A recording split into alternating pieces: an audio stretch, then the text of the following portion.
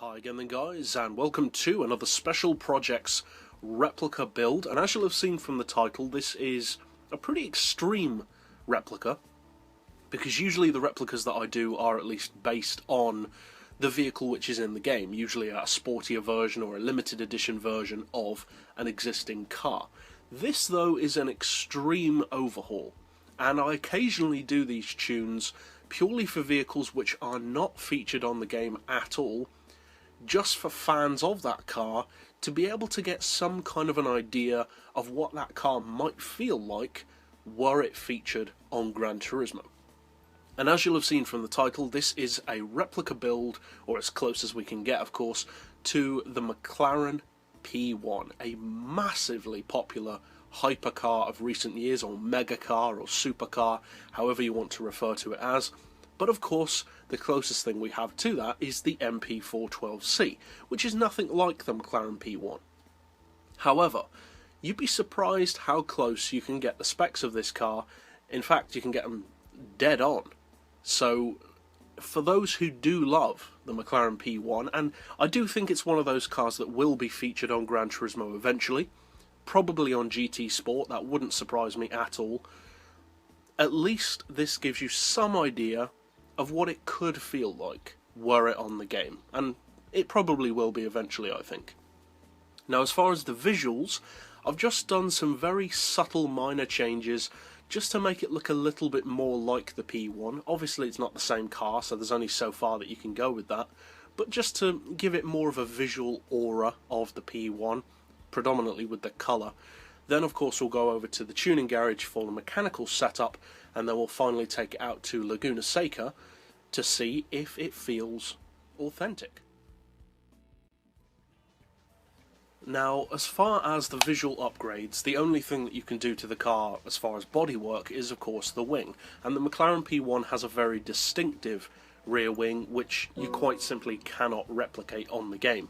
So what I've done is I've gone for a relatively modest rear wing. You don't want it to be too big and look silly, but just something to be reminiscent of a P1, the kind of wing that looks as though it could have raised up from the car's body like the P1 does. So I've gone for a custom rear wing. We've gone for the Type F wing supports, which are a greyish colour. We've gone for the Type H wing itself, which is one of the smaller wings, and then the Type J winglets on the end, just to make the wing kind of compact looking overall.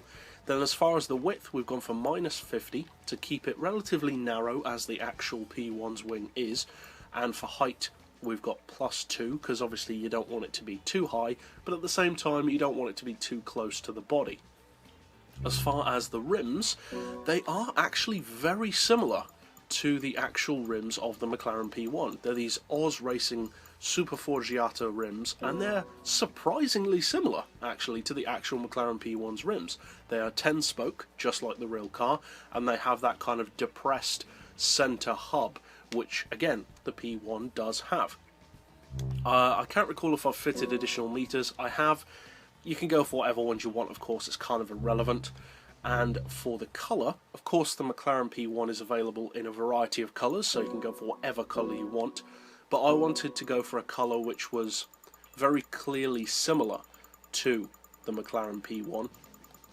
So the particular colour that I've gone for is an orange, of course, and it's a fairly similar orange to the actual McLaren P1, but the colour is called, when we finally scroll down to it, Atomic Orange Metallic Tint Coat. And if you want that particular orange, it comes from the Corvette ZR1. And it looks pretty close actually to the McLaren P1's orange. I've also gone for that colour for the brakes and also the rear wing. And for the rims, I've gone for a colour called Desert Platinum, which is kind of a silver, but it's kind of an off silver, which again looks very similar to a type of silver that you can get on the P1's rims, and you can get that colour from the Infinity G35, the non-premium version. So that's it overall for the visual look. As I said, relatively understated, but just to make it a little bit more reminiscent of the P1 at least.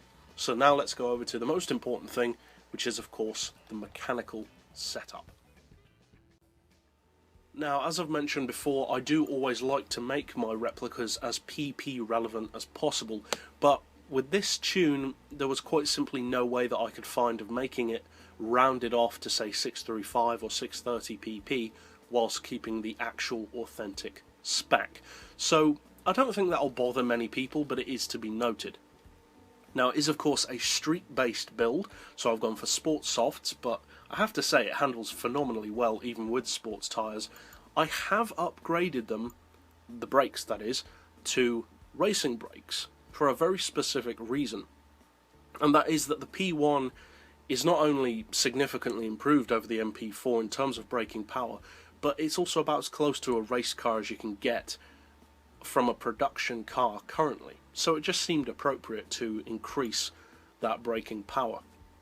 As far as the suspension, the P1 is of course very close to the ground, so we've lowered the ride height to 60. You don't want it to be slammed, but you want it to be low.